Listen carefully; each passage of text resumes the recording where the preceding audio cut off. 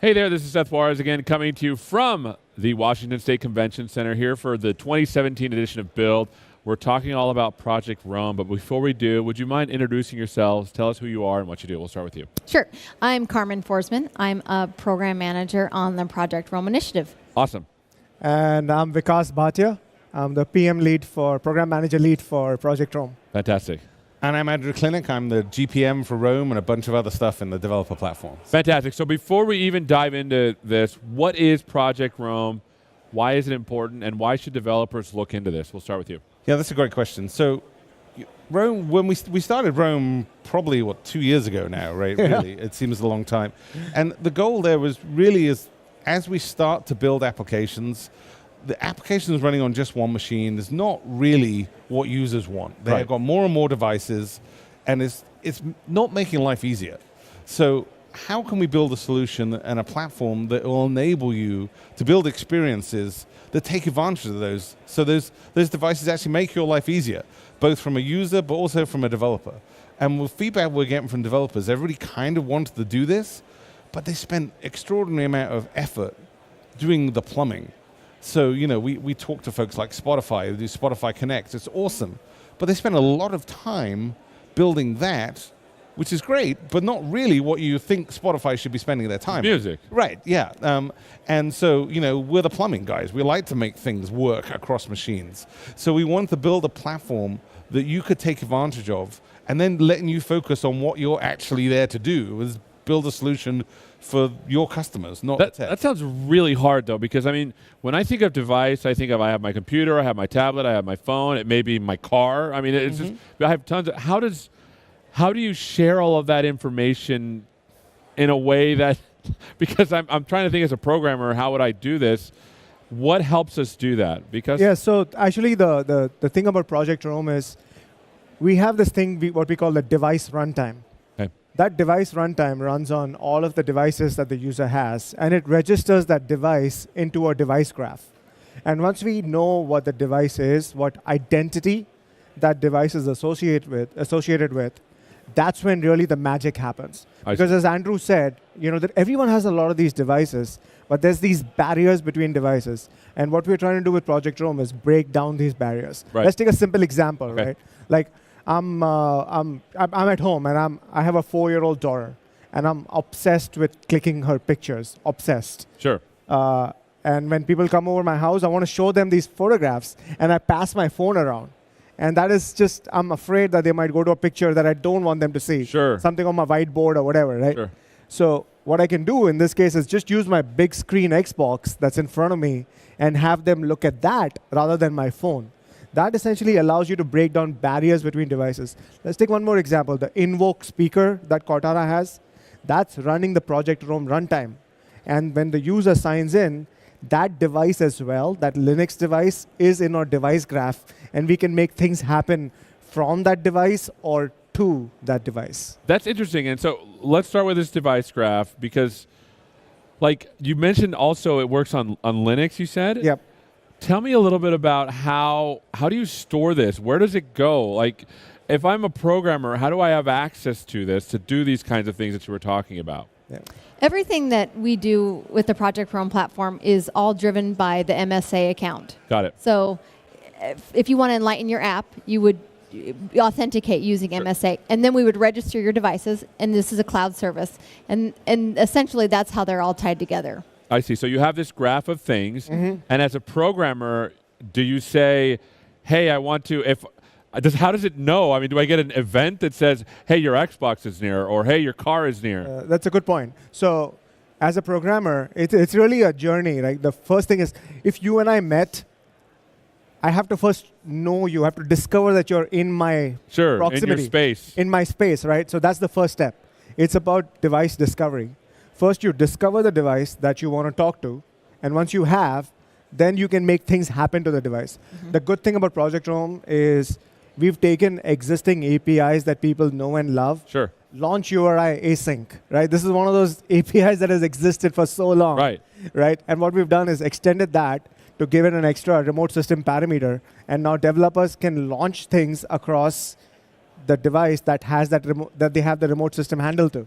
So that's how easy it is, right? Yeah. You just you discover the device and pass things to it. You're done. And one of the key things we wanted to do is that everybody understands how to program against the URI. Sure. And it's like, well, they're so powerful. Like, why don't we, if we just took a step back a couple of years ago and said, well, look, if we made everything a URI, then we don't have to train anybody how to program against the URI. Right. The app already knows how to do that. So because you can use this URI, I can now say, okay, I'm going to call Vikas's app on that machine over there, which happens to be nearby. You can ask the graph, is like, hey, what's the nearest machine with a screen over 20 inches? I need a big screen. And because we're collecting all that information about each device, it can intelligently go, well, there's an Xbox just there. Do you want to use that? And then I can use that and say, well, yes, I actually want Pandora to go launch on that Xbox. And then I can just use the URI to talk to Pandora. And then automatically I can just start using the app as a service. That's actually really cool because as I'm thinking about this, like, do I know what devices are around me? Yeah. And once I know what devices are around me, I can literally light up something on whatever app and whatever device I'm doing, and I'm saying, oh, go here, and it will just like, Yeah. I mean, that's really interesting. Right. Yeah. And then the thing we're working on right now is that's great if the app is there, but we also want to make sure the app gets there for you, even if it's capable of running there, but it's not there, then it should just magically get there. Users shouldn't have to think, oh, I'll go and install that, then run it. Is that the graph should know is like, oh, well, you have Pandora. It can run over there. It's not installed. Let me just go do that for you. And so it helps, again, helps. Users don't want to manage apps. They don't want to Right. manage devices they have. The graph should just know and make it easier for me and for a developer. Again, I don't need to worry. Just say, run Pandora on that thing, and it will. And it will make sure that the right thing happens there on that device. And so anytime you log onto your device, it all of a sudden becomes part, which is MSA, it becomes part of your device graph. And now when you're working on whatever application you're working on, you can literally just push it to any device. Exactly. Yeah. So here's another question, which may be hard or easy. How does the other device know about me? Like, for example, I saw a really interesting demo where someone was typing in Word and then everything just sort of magically went everywhere. Is there additional information that these applications also work with? So I think you're referring to the timeline feature Right. that Joe showed this morning. So Project Rome at its highest level is two pieces. One is the device graph, which you need to know about Right. to make things happen. The other part that we haven't talked about yet is the activity graph. Okay. So the activity graph is really something that drives this user engagement we're talking about. So the thing that Joe showed this morning was this woman, I think her name was Sherry. Yeah. She was working on a PowerPoint on her Surface Book. She leaves it, and then she goes to catch a bus or something. And over there, Cortana gives her a notification, or she can pull up Cortana to just pick up where she left off. Right. And so the important part here is the developer tells Project Rome about the user activity. An activity is a unit of engagement. We don't want to know what document. You don't want the document. We want to know the fact that the user was working on the document. I see. Think about it as a verb, doing something, listening to music, working on a document, going on a trip. These are things that the user is doing. And on the other device, when the user picks it up from Cortana, if the user has the app already installed, we'll take the user to the app. And if the user doesn't have the app installed, we'll install the app for the user. And again, to talk about what Andrew just said, the graph can light all this stuff up for users. And really the benefit for developers, app acquisition, app re-engagement, user retention, all of these are made possible by just writing to this one API. Yeah.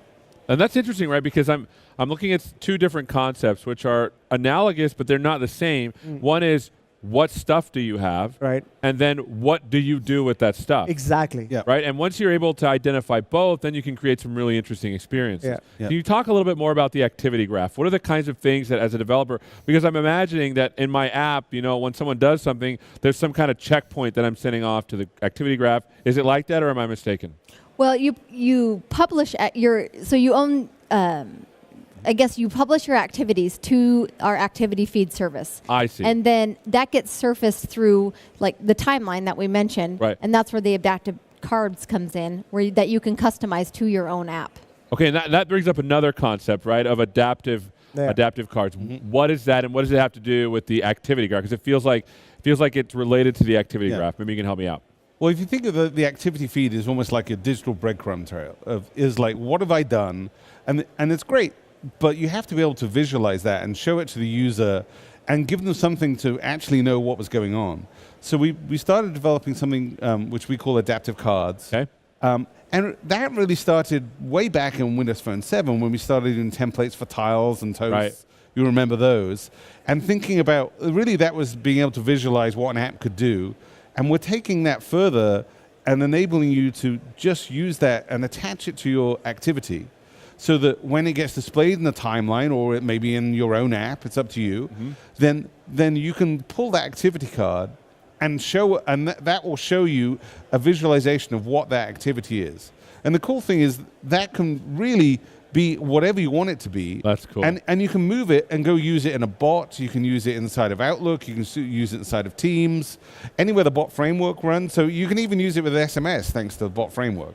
Holy cow. So you can start the same visualization. And I'm just imagining, this is really interesting because I'm imagining a scenario where you're doing an activity and you maybe leave your computer and you can ask a bot, what was I doing before? Here's 3 cards. You click on it, and with that URI that you're talking about, you can really re-engage in the application Absolutely. in that form factor. Yeah, and you hit on the very important thing that Andrew actually talks about a lot in our team is the URI concept. Yeah. Like we call URI the currency of commerce, right? Tell us what the user was doing. Give us a deep link into your app, and we'll take the users exactly where they were.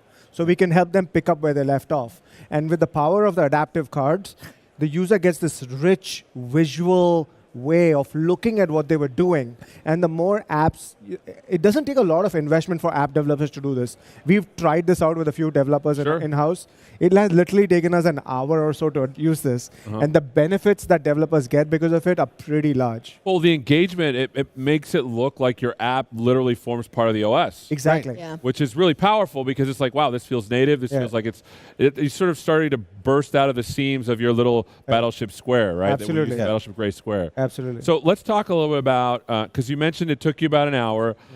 Like for developers, we kind of want to know, what are some things that I need to think about? Because as I'm envisioning what you're talking about, there's some things that I need to think about a little bit differently and some things that I need to put into my code that may be a little bit different than I would envision. How would you describe this to developers that want to do this today? Yeah, so as Vikas was talking about, the URI and the really, adding a custom scheme. I mean, the interesting thing is, I've been at Microsoft a while. Back in '96, we introduced custom schemes. The PDC in San Francisco. 96? 96. I've been there this long. Wow. Wow, I graduated high school that year, people. Oh, thank you. I'm sorry. Sorry. Well, I like to think I've had given the technology time to mature. Yeah, you got to let it bake for a little bit. You don't want to while. rush things, That's right? right. So, That's right. But these custom protocols, and it's really a piece of cake to go add to your. I mean, it's literally just registering. If we showed Skype today. Yeah. Registering Skype colon. I mean, the great thing about that, I mean, obviously it applies to Project Rome, but you can put it in the website too, so that when you click on that it will just, and it's not just on Windows. This works on iOS, Android, and something which we introduced in the Creators Update, I think, with app links. So you can actually say the URL is to http://skype.com, and so even if you click on something that doesn't have any app, it's still going to work. Right. But with app links, you can say, well, if Skype.com, if somebody clicks on that, it will actually take me to the app, not to the website. So you can share one URI, and it's guaranteed to work wherever. Right. It just works better when you have the app.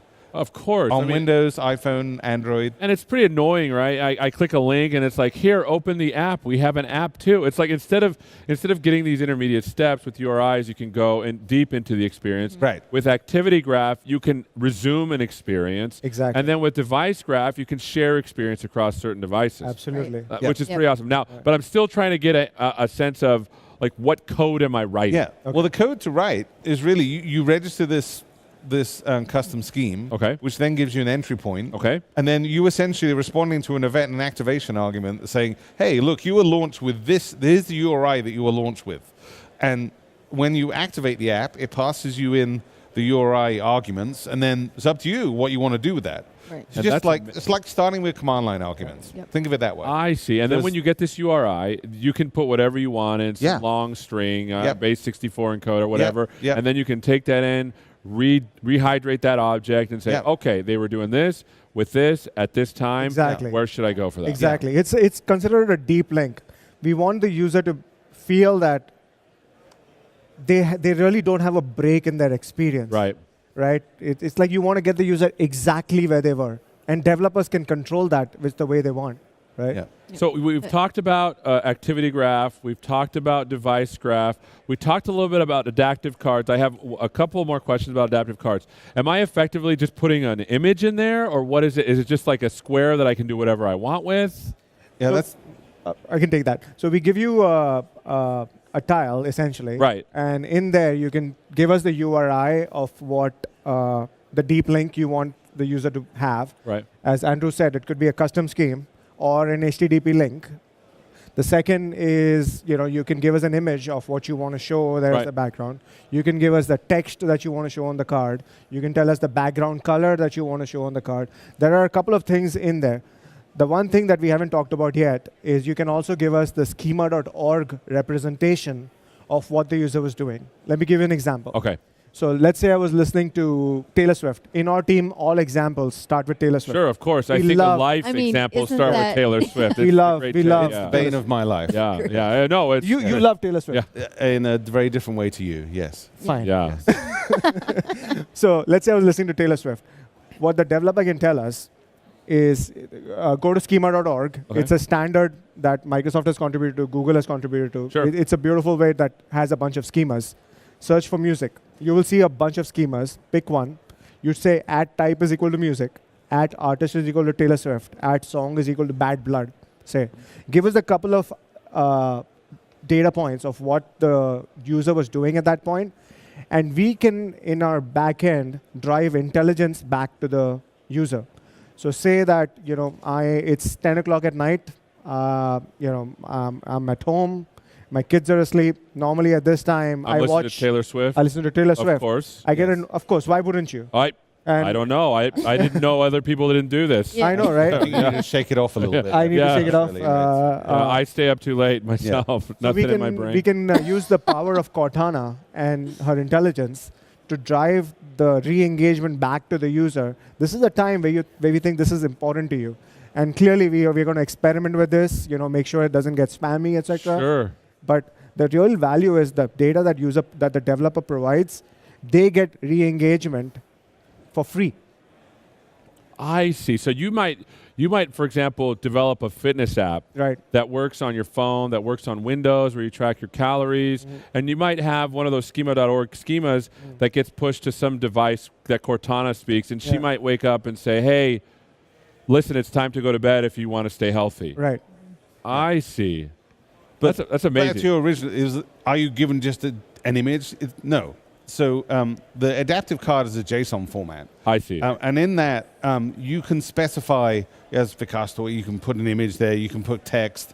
The great thing about it is, you can ask for actions, is that you define essentially semantically what you want to happen. Okay. And then it's interpreted by the client app that you're running in. And so in Timeline, we say, okay, well, you've got a square essentially, and you can do whatever. But if I'm in a Skype bot, then maybe you might want it to look a little different. Yeah. You provide the same card.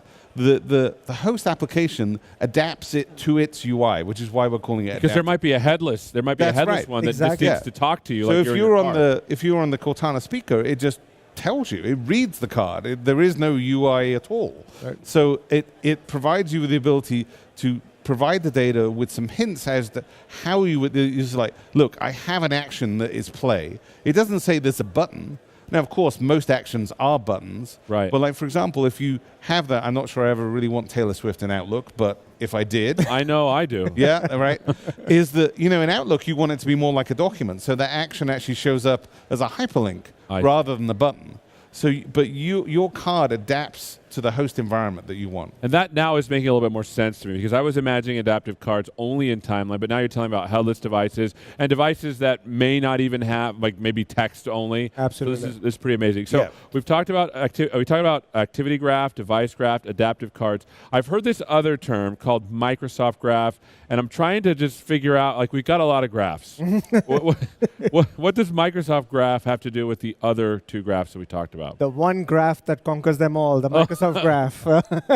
No, I mean, so I think Microsoft Graph is a very fantastic idea that I think Microsoft has provided for developers. The example that we gave in our session a bit earlier was we all have built applications that get data from multiple sources. Each of these sources have their own authentication schemas, authorization parameters, data formats that they return back to you. Somebody might send you an XML, somebody might send you a JSON, somebody might send you a byte array. Right. What Microsoft does is it abstracts that away from you. There's a common endpoint that you talk to, graph.microsoft.com. There's a common authentication authorization scheme. There are ways that makes developers' life simpler. That's step one. Even if you don't use Rome, use Microsoft Graph. Right.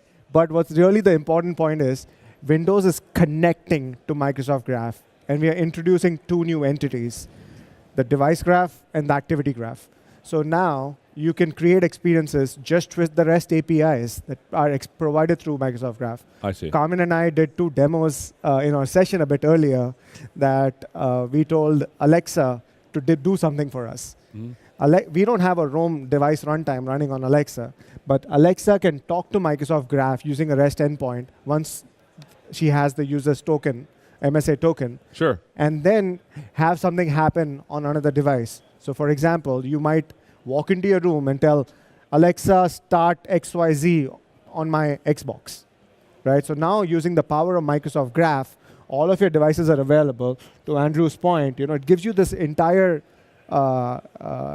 device access to you and also activities. So if you want to publish an activity from a service endpoint, from a web page, wherever, Microsoft Graph gives you that ability to write to the graph using good old REST APIs. Got it. Right? So is the Microsoft Graph, like, because I'm understanding what you're telling me is Microsoft Graph is a superset where we've added activities and devices as well. What other things are there in Microsoft Graph that developers would want to have access to? Oh, absolutely. There are a bunch of Office entities in there, and it started there, but since then it has expanded to way more than that. So your email, calendar, your documents are there. Your connections between your organizations are there. There's a lot more to learn about Microsoft Graph that we won't be able to do justice here. Yeah, of course not. But I think developers should definitely go check out graph.microsoft.com. Well, the beauty of the graph is designed to deal with multiple data sets. It's not, there isn't a one-size-fits-all. It's there to help you out. Well, this has been awesome. Where can people go to find out more about Project Rome and get the SDK? Because what you were telling me is that there's a Project Rome runtime for each kind of device, and then there's probably an SDK to develop these things. Where can people go to find out more? They can go to aka.ms/Project Rome, and there they'll find our Android SDK, our iOS SDK, and a link to our Windows SDK as well. I mean, like, when you were talking, I was literally getting glimpses of the future of me interacting my devices in a seamless way. And instead of devices, instead of me having to adapt to a device, this really is the future of devices adapting to me wherever I am, whatever I'm doing, and with whatever I was doing it with, Absolutely. right? Yeah, absolutely. Yeah, so you're in charge. You're in charge. Right? Thank you. Yep. Thank you. Thank I mean, you. I want to be in charge sometimes. There you go. I'm never in charge. At I'm going to least make my once, computers right? be in charge. Yeah. Thanks so much for spending some time with us. Thanks so much for watching. We've been learning all about Project Rome. My name is Seth Juarez. This is Channel 9, and we are at Build 2017. We'll catch you next time. Take care.